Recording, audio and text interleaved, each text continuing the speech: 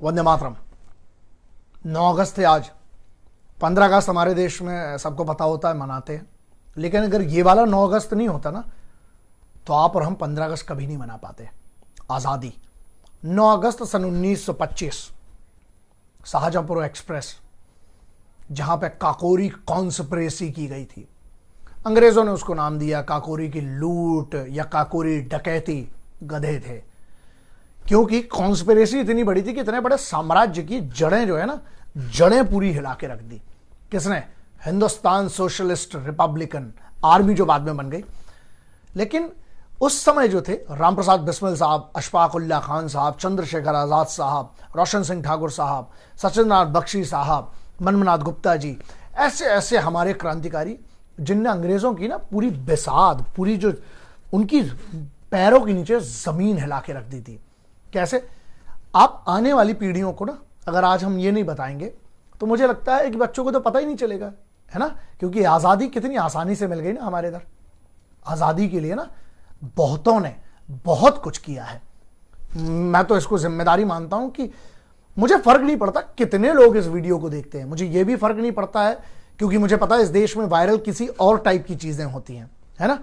लेकिन मुझे उससे फर्क नहीं पड़ता है। मैं वही वाली गिलहरी जो राम सेतु के समय थी, मैं वही वाली चिड़िया जो अच्छे इंसान के घर को जलते से चोंच से पानी डाल रही थी, मैं वो चिड़िया इस देश के इतिहास में चिड़िया बनना चाहता हूं।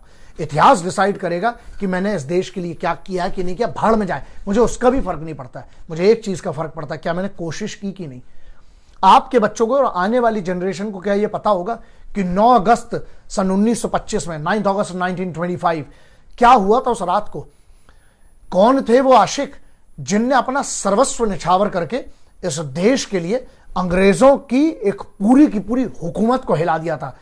अगर 9 अगस्त 1925 जैसे ऐसे बड़े बड़े कांड नहीं होते ना, तो 15 अगस्त कभी इस देश में मन ही नहीं पाता।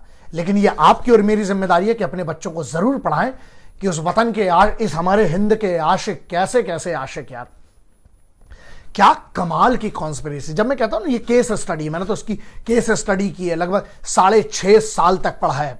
एक छोटा सा आपको उदाहरण देता हूं। क्या प्लानिंग रही होगी? 2 जगह ट्रेन रुकती है। अभी तो लोगों को यही नहीं पता है, लोगों को लगता है कि सिर्फ काकोरी की पहले भी रुकी थी।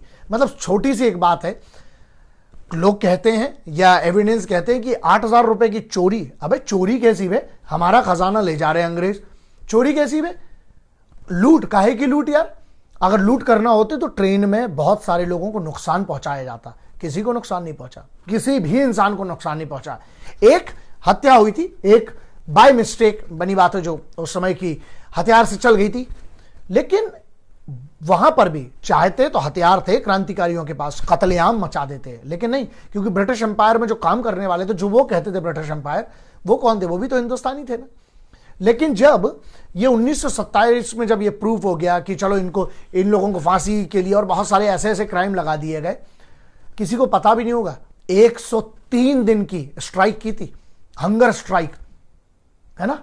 आपको नहीं पता होगा वो 103 दिन। कभी आप सोचिएगा 103 दिन ना, पूरे वो आशिक, वो वतन के ऐसे भारत मां के बेटे, वो सब फास्ट किया उनने। मतलब फास्ट किया, उनका सीधी सी बात थी कि उन्हें नॉर्मल कैदियों के सामने, जो चोर चक्के थे, उनके साथ रखा गया था।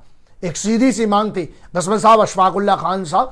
और वहां पर जब चंद्रशेखर आजाद जी को, तो इनकी तो औकात भी नहीं थी, वो तो धुआं थे, वो तो ऐसी हवा थे, किसी के बाप नहीं पकड़ पाया उनको।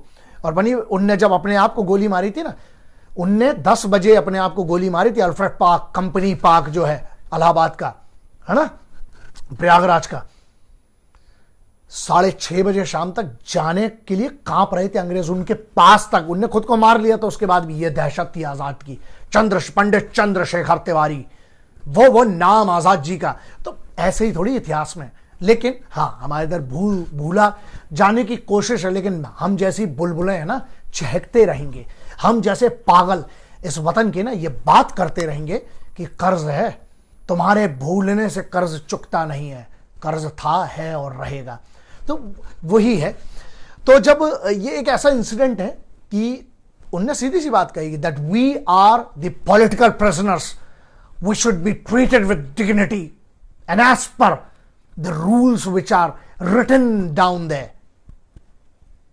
प्रिजनर, पॉलिटिकल प्रिजनर्स थे वो। हमने तुम्हारी क्वीन, तुम्हारी पूरी सल्तनत के खिलाफ जंग छेड़ी है ना। हमें आप ये चोर चक्के, नॉर्मल डाकू डकैत या जो चोर चक्के थे उनके जैसा मत रखिए। हमने तुम्हारी क्वीन, तुम्हारी सल्तनत के खिलाफ एक जंग छेड़ी है, हमें वैसा सम्मान मिलना चाहिए। ये है। तो उसके बाद घुटने पर आकर उनको अग्री होना पड़ा। ये है ना, इसके बारे में कौन बताएगा? मत बताइएगा, क्योंकि ध्यान रखिएगा मेरी ये बात। एक आपके हिंदुस्तानी भाई के, एक सामान्य नागरिक के तौर पे एक बात बोलना चाहता हूं आने वाली पीढ़ियों के लिए। साहब, अगर हमने अपने बच्चों को, आने वाली जनरेशन्स को भारत का गौरवशाली इतिहास नहीं बताया ना, तो ध्यान रखिएगा, बर्बाद हो जाएंगे हम, बर्बाद हो जाएंगे हम, है ना। अब आपके ऊपर है। असल में वो दो गद्दार थे जिन्होंने इन क्रांतिकारियों के खिलाफ गवाही दी, जो कि अप्रूवर बन गए थे, है ना। तो वो उस समय भी थे, आज भी हैं, आगे भी रहेंगे। अब आप देखिए आप किस फड़ में हैं, आप किस तरफ बैठे हैं। कम से कम क्या ये इतना डिजर्व नहीं करते कि आप अपने बच्चों को और आने वाली पीढ़ियों को इतना भी बताएं कि बेटा हमारे देश में ऐसे ऐसे योद्धा थे जो, एक मिनट, सब समृद्ध थे, पढ़े लिखे थे, बड़ी बड़ी डिग्रियां थी इनके पास। चाहे आप अशफाक उल्ला खान साहब की बात करें, चाहे चंद्रशेखर आजाद साहब की बात करें, चाहे रोशन सिंह ठाकुर साहब की बात करें, आप किसी की भी बात करें, ये सब पढ़े लिखे बड़े बड़े घरानों से आते थे, बहुत पैसा तक, जमीन जायदाद, खेती थी। लेकिन इनने ना वो सब त्याग के क्रांति का रास्ता अपनाया। आपसे तो इतनी कोई आशा नहीं है ना, कम से कम सिर्फ एक आशा है आपसे कि आप अपने बच्चों को बताइए कि आजादी फ्री में नहीं मिली है। आजादी की एक बहुत बड़ी कीमत चुकाई है इस देश के क्रांतिकारियों ने, और आज भी हम उसके कर्जदार हैं। मैं अपने आप को कर्जदार मानता हूं, इसलिए ये बात कर रहा हूं। आप माने तो कम से कम अपने बच्चों को देखिए। हमारे देश में ना ऐसे वीडियो कभी वायरल नहीं होते। क्यों? क्योंकि हमारे इधर तो अलग टाइप के, आइटम टाइप के, पता नहीं कौन कौन बेवकूफों टाइप के, जो कौन कौन से आड़े तिरछे आइटम हमारे इधर, लंबड़े लपाड़ी, उनके वीडियो बड़े वायरल हो जाएंगे। क्यों? क्योंकि वो बहुत सारी चीजें, नग्नता बड़ी आसानी से बिक जाती है ना इस देश में।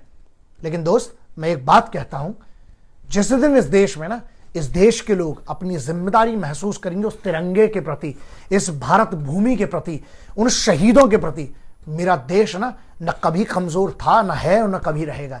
ये तो हम अंदर से बटे हुए हैं ना। आज भी वक्त है, मिल जाओ, यही कहना चाहता हूं। बाकी आपकी मर्जी है। वंदे मातरम, जय हिंद, इनकलाब जिंदाबाद, भारत माता की जय।